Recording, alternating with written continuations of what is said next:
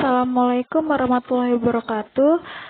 Izin memperkenalkan diri, nama saya Diah Elustari dari Akuntansi Perpajakan Politeknik Negeri Lampung dengan NPM 207555010. Baiklah, pada pertemuan kali ini saya akan membahas tentang pembiayaan dan investasi.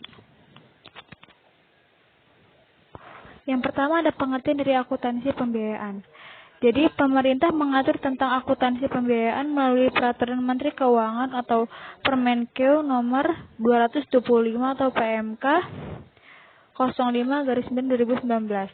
Pada intinya, Permenkeu tersebut mengatur dan menegaskan bahwa Menteri Keuangan memiliki wewenang untuk membuat serta menetapkan sebuah sistem akuntansi dan juga pelaporan keuangan negara.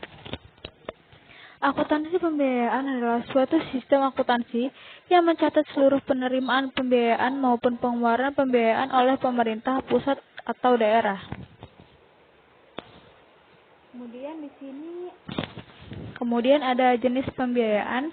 Yang pertama yaitu ada penerimaan pembiayaan mencakup.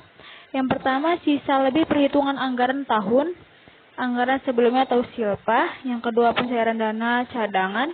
Yang ketiga hasil penjualan kekayaan daerah yang dipisahkan. Yang keempat penerimaan pinjaman daerah, penerimaan kembali pemberian pinjaman, dan yang kelima yaitu penerimaan piutang daerah.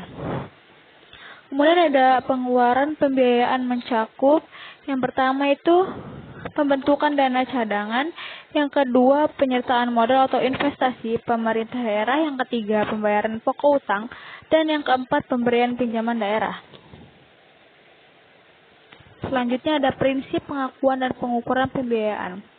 Jadi penerimaan pembiayaan akan diakui pada saat telah diterima di rekening kas umum daerah.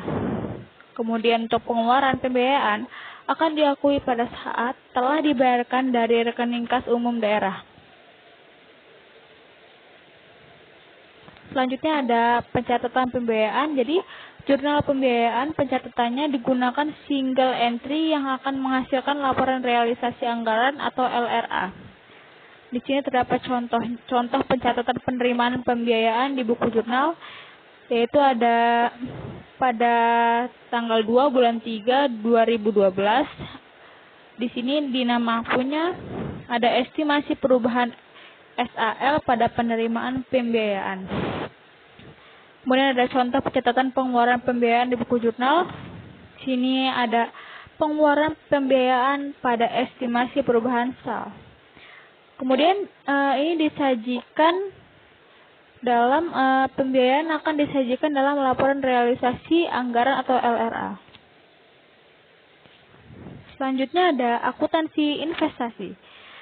Nah, akuntansi investasi ini, investasi sendiri adalah aset yang dimaksudkan untuk memperoleh manfaat ekonomi seperti bunga, dividen, dan royalti atau manfaat sosial sehingga dapat meningkatkan kemampuan pemerintah kota dalam rangka pelayanan kepada masyarakat. Kemudian ada kelompok investasi, yaitu ada investasi jangka pendek, contohnya yaitu investasi dalam saham dan investasi obligasi. Kemudian ada investasi jangka panjang menurut sifat penanamannya. Yang pertama ada permanen, yaitu investasi jangka panjang yang dimaksudkan untuk dimiliki secara berkelanjutan. Contohnya yaitu penyertaan modal pemerintah daerah. Dan yang kedua ada non permanen, yaitu investasi jangka panjang yang dimaksudkan untuk dimiliki tidak berkelanjutan. Contohnya pinjaman jangka panjang kepada entitas lain, dana bergulir investasi dalam proyek pembangunan. Yang kedua ada prinsip pengakuan dan pengukuran. Jadi investasi jangka pendek dicatat sebagai nilai perolehan. Investasi jangka panjang dicatat sebesar biaya perolehan termasuk biaya tambahan lainnya yang terjadi untuk memperoleh kepemilikan yang sah atas investasi tersebut. Selanjutnya ada pencatatan investasi. Sama saja dilakukan di buku jurnal finansial. Di sini ada nama akunnya investasi pada kas di Kasda atau kas daerah.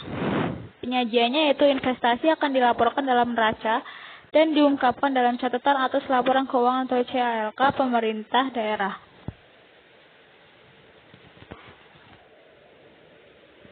Baik, itu saja yang dapat saya sampaikan. Kurang dan lebihnya saya mohon maaf.